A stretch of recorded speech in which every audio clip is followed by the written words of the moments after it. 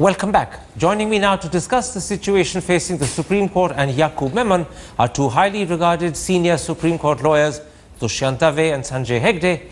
I'm also joined by Congress spokesperson, MP and Supreme Court lawyer Abhishek Singhvi and a former member of the BJP government in Gujarat, Jayanarayan Vyas. Sanjay Hegde, let's start with today's hearing of the Yakub Memon case in the Supreme Court. How do you view the fact that two judges, Justice Dave and Justice Joseph, differed over the handling of Yakub Memon's curative petition? And secondly, how do you view the differences between the two judges over how that petition was handled?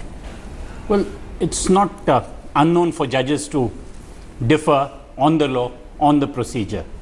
I would not view too much into it, but one thing which was very heartening was that each judge stood up for what he saw as the right thing to do. Each of them called it as they saw it. Justice Dave probably saw it as a petition, one more petition, a desperate petition after all the known procedures to law had failed. Justice Joseph, on the other hand, saw it as a petition which pointed out a formal defect in the procedure that the court had adopted, and therefore if the Constitution has to be given its full meaning, that nobody could be deprived of his life without procedure established by law, then if he was right that the procedure had been varied, he was entitled to relief. From the sound of your answer, I get the impression you agree with Justice Joseph. Am I right? I would not like to call between either of the judges. Both of them are entirely right in their particular viewpoints. But Justice Joseph, after all, may well not want to play Pontius Pilate in this case, in as much as even if there is one point in favor of the condemned man which requires a look, let the entire procedure be That's followed. very cleverly phrased, but for the sake of the audience, I'll translate that no one in modern day times wants to be Pontius Pilate. Pontius Pilate wasn't a man that today one would wish to emulate. But this is a critical question, Dushyant Dave, and I'm going to put it to you. How do you view the differences between the two judges, Justice Dave and Justice Joseph, over the handling of Yakub Memon's curative petition?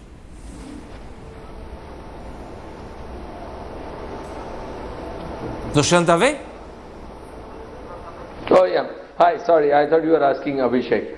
Well, to my mind, I think there is no room for any difference, because if you look at the Constitution Bench judgment, which really decides the question about this curative power, then it's very clear that the three judges, senior-most judges, and the judges who delivered the judgment, if available, would constitute the curative bench. Now, admittedly, in this case, the two judges who delivered the judgment in the first instance were not available, and therefore the three senior-most judges decided the curative petition and after considering it dismissed it.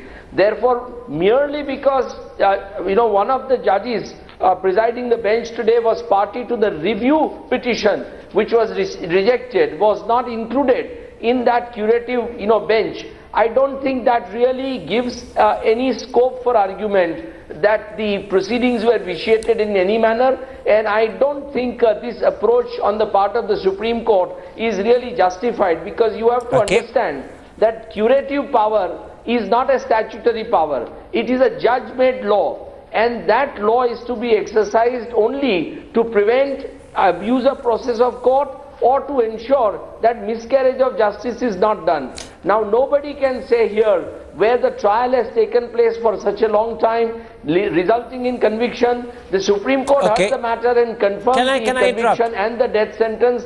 Can I interrupt? There is no At this stage, the point you're making, and I'm decoding you for a layman audience, is actually you disagree with the position taken by Justice Joseph. Am I right?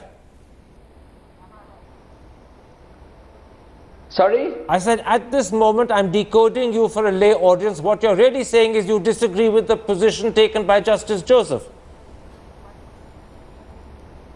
Well, I don't think the petitioner's counsel should have really been permitted to argue that the curative decision was a decision which suffered from any kind of a procedural irregularity, and if that be so, I don't think judges should have really deferred. Absolutely, and Justice Joseph actually did believe, and Justice Joseph did actually believe that the curative procedure suffered from an infirmity, and therefore justice as he sees it hadn't been done. And what you're therefore saying is you disagree with Justice Joseph. Let me bring in Abhishek Singhvi. Abhishek Singhvi, the whole thing turns on a very simple question. Justice Joseph objected to the fact that only the head of the review petition bench had been a member of the curative process. The other two judges who'd been present at the review stage, Justice Chalameshwar and he himself, were not involved at the curative stage. And he felt it was wrong, they should have been involved. What's your opinion and feeling on that key thing? Because the future of Yakub Memon tomorrow hinges critically on this issue. Well, I think personally they had a full and fair crack of the whip, and personally that Justice Korean Joseph is wrong, but I believe it's a great victory for Indian judiciary and Indian democracy that hope is kept alive till the end. No country in South Asia and few countries in the world will have such a fair crack of the whip. Justice Joseph is fully entitled to the view there is a bona fide difference between two outstanding judges, and in that process I think we have seen that such issues are not political issues. They are the working out of a constitutional legal process which must be allowed to be worked out. It is in India and India alone perhaps out of very few countries that judges can express this difference at this stage, and I am proud of that fact. I don't believe that the error which Justice Korean Joseph pointed out is a error which should have stopped the execution of Yakub, but that's my opinion and it's irrelevant, because I think this process is magnificently working itself out, giving hope to the most condemned man in the most despicable case. But that is the true vibrancy of our judiciary, the true vibrancy of our democracy. And Karan, I think it's a very slippery slope to keep discussing the merits of this case as several people do on and off. I know you're not doing it, I'm just saying. But let's not go on to discuss something I'm not discussing. Let's not go on to discuss something I'm not discussing, because I'm not venturing into the merits. But I want to put something to you. The Supreme Court is final. It is. Well, yes, but we haven't reached finality as yet. I was just saying one sentence. Can I Abhishek Singh? No, one sentence. If you insist. Okay. I want to put something to you. You're making a very interesting point which is worth expanding for the audience. What you're saying is that from your personal standpoint, you don't agree with the objection that Justice Joseph has raised.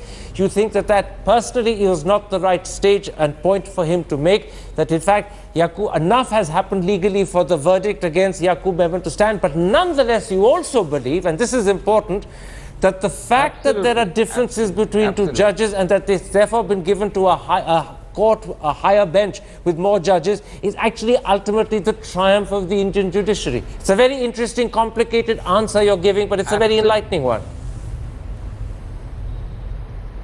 Well, I firmly and genuinely believe, I have tweeted it today, I know that Justice Korean Joseph is an outstanding human being, and so is the Justice Dave, and I think to be able to show that independence of spirit, that clarity of thought, in the worst cases bring out the best in you. You are not swayed, and I think as long as his view is bona fide, and it's completely bona fide, it's something to be proud of. Consider, Karan, in which country of South Asia would you have this process worked out? General Anvyas, let me bring you in, because this has now become a problem for political parties who clearly, unlike lawyers, take stands on these issues. And here, there's no hiding the fact that both your government and many of your MPs believe that there is no further room for mercy for Yakub Memon, and therefore these are delaying tactics, to use their colloquialism, rather than legal, legitimate procedures. How do you and how does your party view what's been happening in the Supreme Court for the last 2 days? Well, Karan, if you ask me, at this stage, the matter is so finely balanced and it is being dealt with by two outstanding judges, as Abhishek was saying. I think it is none of anybody's business to sort of get into these kind of conjectures that it is being delayed unnecessarily. You know, Supreme Court of India is the supreme authority as far as the decision regarding these two conflicting views which have arisen at the final stage of the justice process. That is a prerogative of the Supreme Court, and I don't think anybody should hazard even an iota of doubt on the Supreme Court of this country and their capabilities to deliver justice. So I'm sure ultimately whatever emerges out of it will again, I think we are heading towards a new case history that in future a case law where you have not included the judges concerned in the curative petition, whether that could be considered as a judgment which will be defective. So I think it in either way it is going to come out with a new case law which will be used for the future arguments. Mr. Vyas, the very interesting thing about your answer is clearly you don't support the statements or the letters that have been written by some of your MPs, and I won't be nasty and name who they are, but you know and I know exactly who they are. So you don't agree with their positions taken publicly that these are unnecessary procedures, that the process is being unnecessarily dragged on. You're clearly saying you don't agree with that. Have I understood you correctly? Well, I'm no one to say whether this is right or that is right. I would only say that the dignity and honor of the apex court of the country has to be upheld. You know, who am I to say this way or that way? It's a process. It's under adjudication. Absolutely. Unfortunately, some of your MPs were willing to say this way or that way about the Supreme Court, its functioning and its procedures. Very carefully, cautiously and wisely, you're not commenting on it. Let me bring you in, Sanjay Hegde, and put this to you. What next? The Chief Justice, I take it, will be appointing a new bench. A larger bench has probably been appointed this evening. That bench will be sitting tomorrow. If that bench were to agree with Justice Joseph that the curative petition has not been handled properly, that there were infirmities in the procedure, will the whole curative procedure have to begin again from scratch? That would be for the new bench to decide. Tomorrow, the first call that the bench will have to take is whether they can in time hear out the entire challenge when to the you say previous. In time, how much is that in time? Before the execution takes place. Which is day after. The Supreme Court sits from 10:30 in the morning. Tomorrow they're going to sit around 11:30 because there's reference to a former judge. From 11:30 to 4 o'clock, can they deal with this case in its entirety, or if they cannot, and if they think that the objection is sustainable and substantial and it requires a larger hearing, then there may be an interim stay. There's a very interesting thing you're saying. First of all, they have to decide whether the objection raised by Justice Kurian Joseph is sustainable. Then secondly, they have to decide whether they can hear the whole thing within 1 day. It's not an objection raised by Justice Kurian Joseph. The differences between them. Yes, it's an objection upheld by Justice Absolutely. Joseph. And then secondly, they have to look at the matter whether it can be handled in 1 day flat. Yes. And therefore, there is a real likelihood that they could end up putting a further stay on the execution because they need more time themselves. They might need more time. In fact, Dushyant Dave, it's not just the challenge or the infirmity, or I should say alleged infirmity of the curative procedure and therefore the differences between the two judges that tomorrow's bench has to look into. Presumably, they also have to look into something else. The issue raised by Yakub Memon's own attorney that the Maharashtra government has shown undue haste in issuing a death warrant before the curative procedure was completed. Both issues need to be looked into, presumably, and therefore, can they both be done in the limited time available tomorrow, given, as Sanjay Hegde has just pointed out, that the first 1 hour of the day is lost because of other reasons?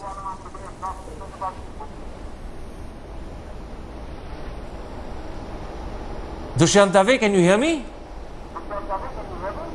Well, I can hear you intermittently because... Oh dear, I apologize. No problem. The answer to your question is... Go ahead, give me the answer. The answer to your question. Yeah. Well, I think it is easy to do it tomorrow. I don't think it's going to take much time. And I don't think judges will really, be worried about the fact that the execution is slated for 30th. Because this is a very limited issue which has to be decided by the judges. And I don't think it will require more than an hour's hearing if, and which can be easily granted and which should be granted tomorrow. It's two issues actually, surely. One issue is whether the curative procedure had an infirmity because all the judges at the review stage were not present at the curative stage. That is Justice Joseph's belief. But there's a second issue raised by Yakub Memon's own attorney that Maharashtra showed undue haste in issuing a death warrant before the curative petition had been heard. When you club both issues together, can both be heard in the limited time available tomorrow, Dushyant Dave? Yes, I think so. Karan, let us understand one thing. Dr. Singhvi might call this a great success of our judiciary, but I personally feel that it is unfortunate that the judicial process is being abused in this fashion by a man who has already been found guilty by 2 courts after detailed hearings. Look, you have to understand that we must respect the human rights of everybody, including a prisoner. But at the same time, you must also respect the human rights of the people who have died and their families. And I think the judges should be mindful of that. It can't be that judges give such a long rope to a man and allow him to raise these kind of technical arguments to frustrate the process of law, which should really result in, execution taking place as quickly as possible, because death sentence has been now held to be constitutionally valid. This was a case which was the rarest of rare case, and if we do not send messages now to this kind of terrorist strikes and the terrorists, then I think we are giving a signal that we are a soft nation. We are really looking like some kind of a banana republic in this. Not that judiciary's image is going up. I think I disagree with Dr. Singhvi. But let me put that to Abhishek Singhvi, because the real point I want to put to you, Mr. Singhvi, is do you believe Yakub Memon is abusing the process of law by raising what Dushyant Dave calls purely technical issues, specifically to frustrate or delay the execution of the death sentence when the entire process, including the curative procedure, has been finalized and completed? Is this an abuse of technicalities, or does in fact at the end of the day the right to life and liberty hinge upon the fulfillment of all technicalities? Because justice is not just getting the right result, it's often a question of getting it in the right way as well. I'll tell you, Karan, why I disagree with my friend Dushyant. The word technicality is very dangerous to use when you are discussing a death penalty case post-conviction. It is common ground that the main trial, the merits are over, the review is over, and the curative is over. Every person on death row goes to court on a technicality, because by definition he is on death row and about to be executed only after the merits are over. So any non-merit argument, if you call it technicality, all reviews and more so curatives are technical. Point 1. Point 2, our system is based on the fact that because it is the rarest of rare and it is the extreme irreversible punishment, the so-called technicality is not a technicality. Every possible inch and millimeter has to be explored to make sure that you don't send to the gallows one innocent man, even though you might acquit several guilty ones. Now, that being the principle, I myself started by saying that I believe that Yakub has got a full, comprehensive, fair crack of the whip and therefore should hang. But I am proud, as Voltaire was, that he is getting his full chance, and that chance is being wrongly characterized by my friend Mr. Dave as a technicality. He is getting a chance. Just consider, 1 out of the 2 judges, 50% of the Supreme Court thinks it's not a technicality. There is a point, there is a passage in Hura which says that the same judges should be there at least. Now, I disagree with that, because I believe that even if the same judges are not there, it has not caused any miscarriage of justice. But that is for the next man to decide, because 2 are differing. And for a man who's about to hang on Thursday, that's not a technicality. Okay. What is the victory of the judicial process? When Indira Gandhi died, Karan, not one person in this country, not one child thought that all 3 should not hang. All 3 were sentenced to death by the trial court. 2 were sentenced to death by the High Court. 1 was life sentence. In the Supreme Court, 1 was acquitted. It's only because the so-called technicality, our Supreme Court doesn't get affected. Now, not one person thought that the man who was acquitted on 31st October 1984 was not guilty. Absolutely. So I think this is where a liberal democracy's ethos are very different from different kinds of countries. I know the emotive argument. Do you think I feel less for the victims? In fact, I am one of the ones who started by saying, I believe he has got his just deserts. But this is a proud legal process, and no country, very few countries on this planet can boast of such a proud, even USA has failed Guantanamo victims many times, and I think we have something to be proud of. General Vyas, I want to bring you in here because actually the argument that you heard from Dushyant Dave is very much the logical foundation on which many of your MPs have been complaining that the Yakub Memon defense team is dragging out the matter. It's laying stress on technicalities. This is an attempt to frustrate the execution of a death sentence which by now should have been executed. What Dushyant Dave has done is to give a sort of jurisprudential foundation to the arguments made by your MPs. On the other hand, your own position is almost articulated by Abhishek Singhvi. He's given a sort of logical, philosophical foundation to your original statement. Once again, I'm going to ask you, as a party, which of the two lawyers' philosophical outlooks do you stand by? Well, Karan, let me tell you, first of all, I have the highest regards for both my friends. They are eminent lawyers. I am not a lawyer, and therefore, you know, what statement I make is as a layman. I would simply feel that, you know, if this is the last resource.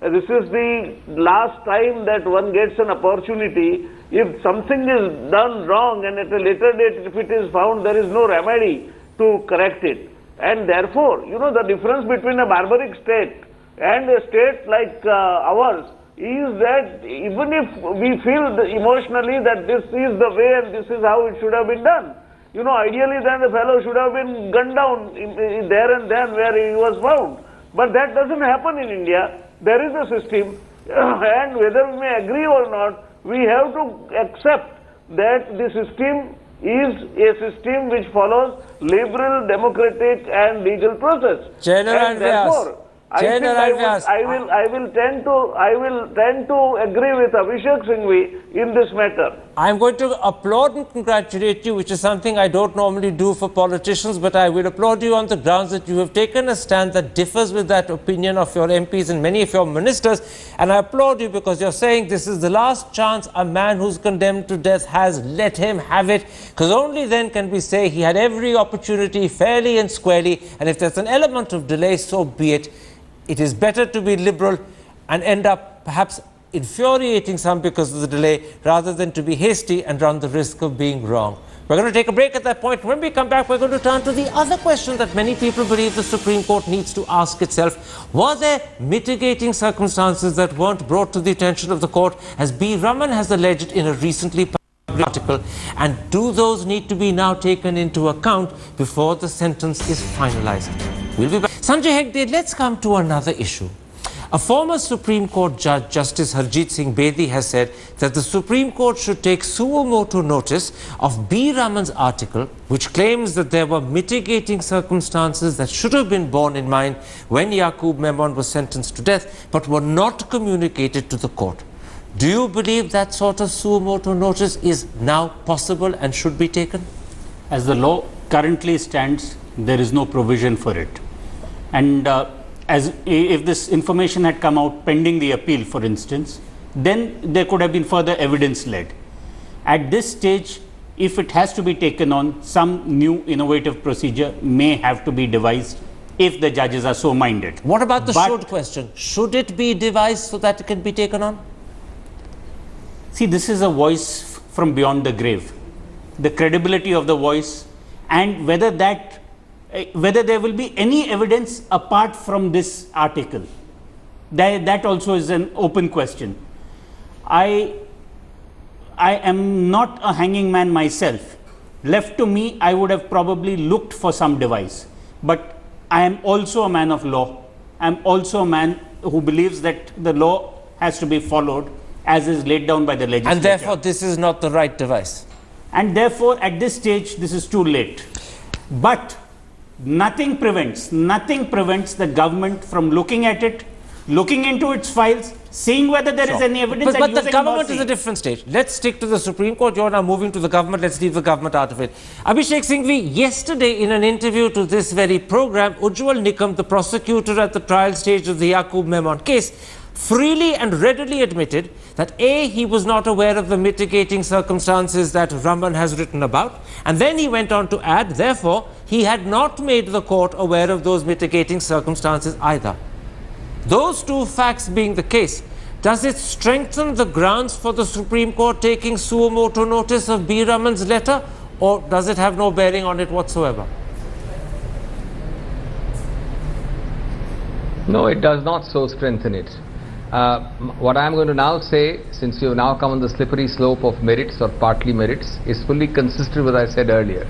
You know, Karan, the Supreme Court is right because it is final. It is not final because it is right.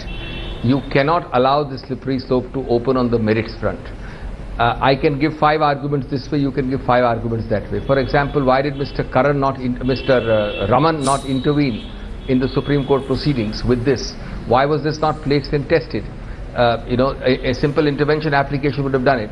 If you open this kind of a thin end of the wedge, there cannot be finality, and public policy, judicial policy places a lot of value on finality. That's why they say the Supreme Court is right because it is final. It is not final because it is right. I think this kind of argument cannot be allowed. In fact, the only arguments open to a condemned man at this stage are what Dushyant calls technical, but which are important principles of law, which if violated, processual justice, procedural safeguards, they can be open, but not substantive merits at this stage, because there is no end to it. And for every Raman this way, there are 5 other arguments the other way. This really should have come into the domain of the adjudicatory matrix.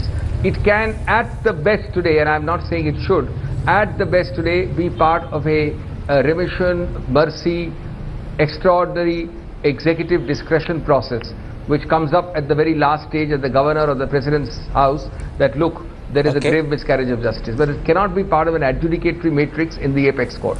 Dushyant Dave, let me quote to you what Justice Bedi, who was also on this program yesterday, said in defense of his demand or his suggestion that the Supreme Court should take suo motu notice of B. Raman's letter. He said at the end of the day, it was a man's life that was at stake.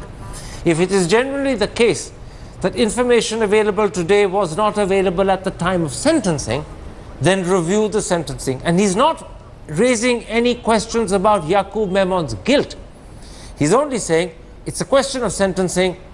A mere technicality or a mere procedural concern shouldn't stop you raising that issue now. How do you respond to Justice Bedi? Well, with great respect to Justice Bedi, who was a very fine judge and very sound in criminal law, I would say that he's completely wrong. There is no scope in law for entertaining any such evidence at this stage, any such argument. There is finality, and that finality has finally been attained, not only with the dismissal of the appeal, but with the dismissal of the review and the curative petitions. So I think this kind of an argument, if it is accepted, it will really lead to mockery of justice, because every day in all kinds of cases people will come up with new evidence and say that this was not produced before the courts below. So I think it would not be done, even if the man's life is at stake, because you have to look to the other overwhelming evidence which is available, and that is the involvement of Mr. Yakub Memon directly in the conspiracy. Maybe he didn't execute the acts, but the conspiracy, and including parking of the explosives in his house, and facilitating the transportation of that. Can I stop you there for a moment? Can I stop you? You see, when you refer with such detail to the evidence against Yakub Memon, you give me the impression that you're actually talking about guilt. No one is questioning Yakub Memon's guilt. What in fact Justice Bedi is saying needs to be re-looked at on the basis of B. Raman's letter is the sentencing. In other words, whether in fact in these circumstances, given these mitigating factors, the death sentence applies. So the evidence against him surely shouldn't matter at this point. What matters is, were there mitigating factors that could commute the death sentence to life? Well, it's a word of Mr. Raman against everybody else. if at all this argument was to be accepted, it should have been fairly told by the prosecution to the trial court, the Tada court. And I think if they didn't do it, maybe there was no such really, facilitation by Mr. Memon to the investigating agencies. So the case of the investigating agencies is that they have nabbed him from Delhi and that he really didn't help them. Dushyant, this is Sanjay Hegde. I don't think anybody should go into it. Dushyant, how do you always trust the investigating agency to tell the prosecutor the right thing? Here, Mr. Raman was in charge of the operation.